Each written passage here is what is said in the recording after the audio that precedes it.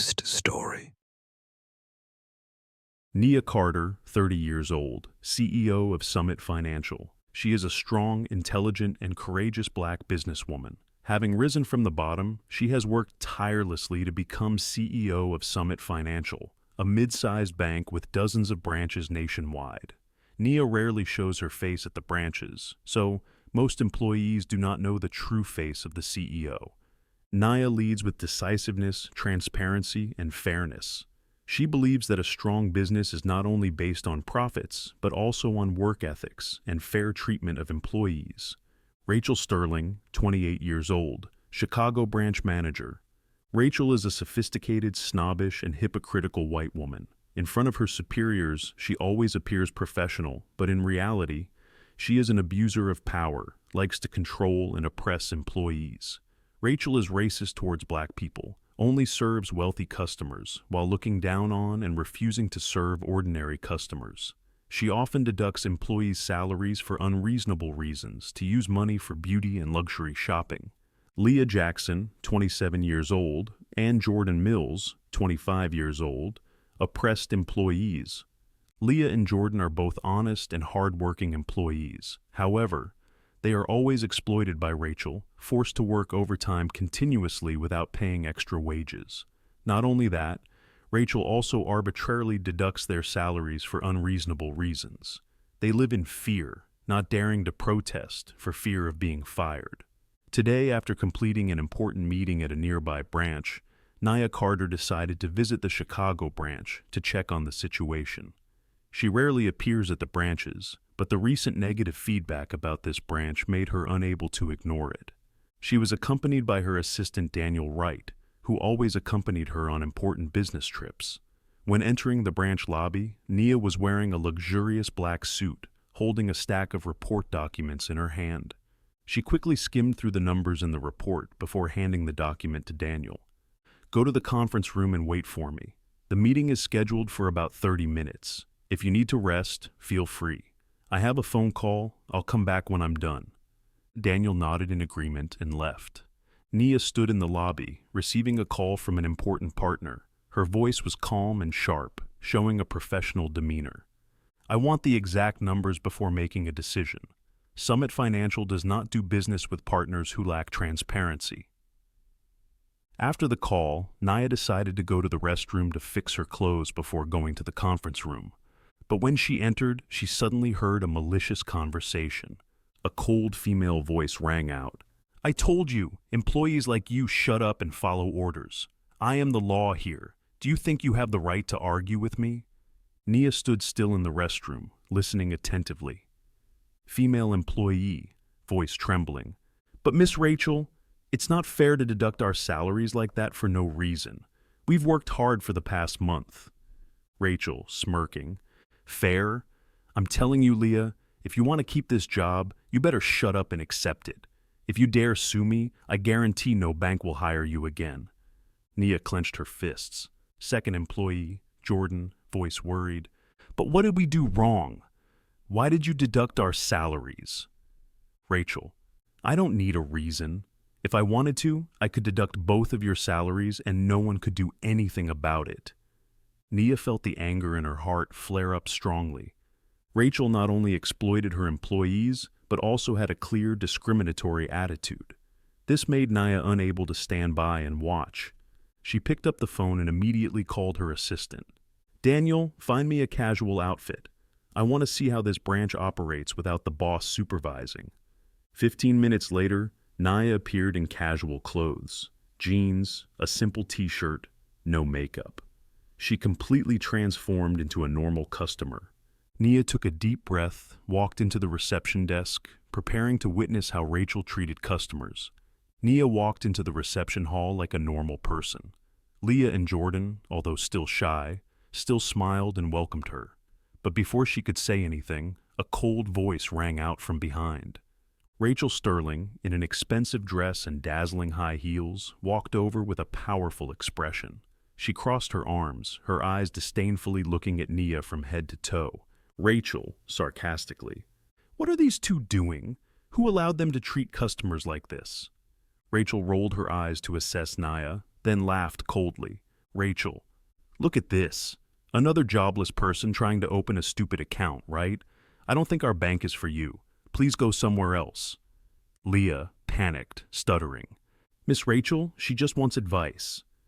Rachel, interrupting, stern. Shut up. You two are violating my work ethic. I told you, customers must meet a certain standard to be accepted. Leah and Jordan turned pale, bowed their heads, afraid to speak. Rachel sneered, then turned a contemptuous gaze toward Naya. Rachel, you'd better leave now before I call security. Naya, looking straight at Rachel, voice cold. Are you sure? Rachel narrowed her eyes, slightly startled by Nia's calm demeanor, but then she curled her lips. Rachel, I have no obligation to entertain unqualified guests. I also have no obligation to keep stupid, disobedient employees. Leah, Jordan, you two are punished to work without pay for the next 2 months. Does anyone object? Leah and Jordan were tearful, but did not dare to protest. Nia clenched her fists, holding back her anger. Finally, she pulled out her phone and called her assistant. Nia, Daniel, go down to the lobby now. Report early dismissal today. I want an urgent meeting. Rachel raised her eyebrows, looking puzzled but still maintaining her confident attitude. She thought this was just some low-level employee trying to act important. Less than 3 minutes later, Daniel walked down the hall, his face cold. Daniel, loudly. By order of the CEO, this branch will be closed immediately for a staff meeting. Rachel froze, but immediately changed her attitude. She flattered Daniel. Rachel smiled falsely. Daniel, can you tell the boss for me? I've done a really good job here. If there's a chance for a promotion, I'd be happy to. Daniel looked coldly, then turned to Nia. CEO, shall we start the meeting now? Rachel froze. She turned pale. Rachel, voice trailed off. What? CEO? Nia Carter took off her sunglasses, revealing her true appearance. The room fell silent. Nia, hello Rachel. Let me introduce myself. I'm Nia Carter, CEO of Summit Financial, and you're fired. Nia entered the conference room with an authoritative calm. Rachel was still in shock after learning Nia's true identity, but she quickly regained her composure, trying to salvage the situation. Rachel, smiling wryly, Miss Carter, it's an honor to meet you. I believe there's some misunderstanding here, but I can explain it all. Nia, interrupting, voice sharp. What do you think I need you to explain, Rachel? I've heard firsthand how you treat your employees and customers. You think I'll let it slide? Rachel paled. She glanced around, seeking support from the other employees, but they were all silent, their eyes fixed on Nia expectantly. Daniel, Nia's assistant, enters, voice cold. We have collected full evidence of your abuse of power, including financial reports showing unreasonable deductions from employee salaries. Rachel panics. Rachel, no, I'm just following company policy. I just want to make sure the bank operates as well as possible. Nia, voice sharp, unwavering. You call oppressing employees, discriminating against customers, and embezzling salaries the best operations? I see you're only operating for personal gain. Rachel trembles, trying to find a way to escape. Rachel, I can make things right. I can prove that I deserve my position. Give me another chance, Miss Carter. Nia crosses her arms, her eyes cold. Nia, opportunity? Do the employees you forced to work without pay have a chance? Do the customers you rejected have a chance? If I wasn't here today, would you change your mind? Rachel was speechless, unable to answer. Nia looked at Daniel. Nia, immediately draft a letter of dismissal for Rachel Sterling. I want her banned from working in the financial industry. All the money she embezzled must be returned to the employees immediately. Rachel collapsed into her chair, completely broken. She knew it was over. Nia turned to the remaining employees. Nia, from now on, this branch will operate under special supervision. If anyone feels that they have been treated unfairly, my office door is always open. Remember, no one has the right to make you feel worthless. Leah and Jordan looked at each other, tears rolling down their faces. For the first time in months, they felt like justice had prevailed.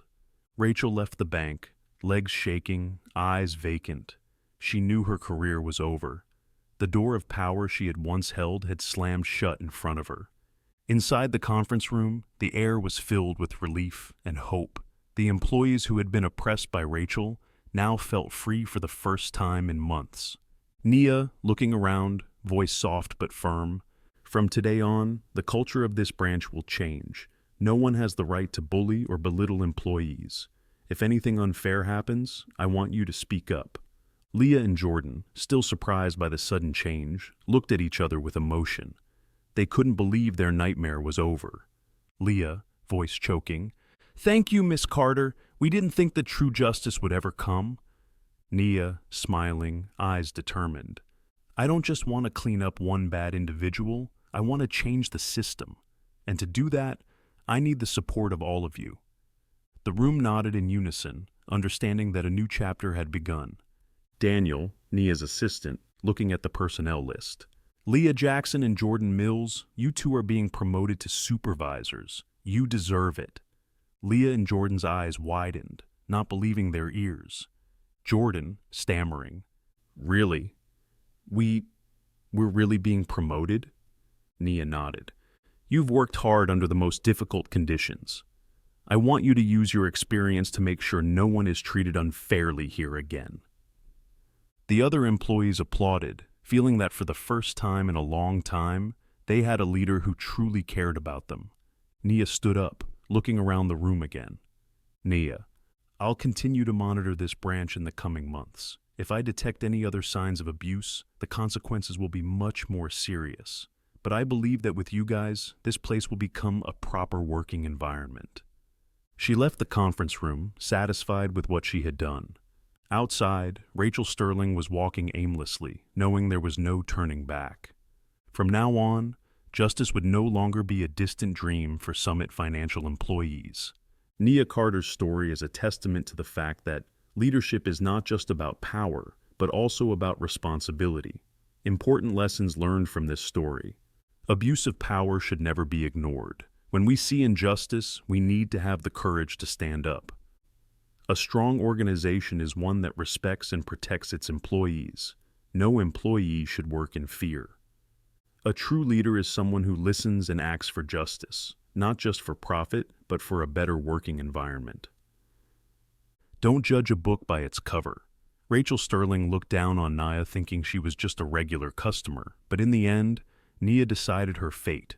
Fairness and integrity are always core values, and those who stand up for what is right will always win. What do you think about this story? If you have ever encountered an unfair situation at work, how would you react? Leave a comment below to share your opinion.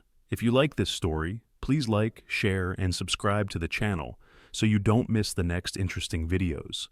Thank you for watching, and see you in the next stories.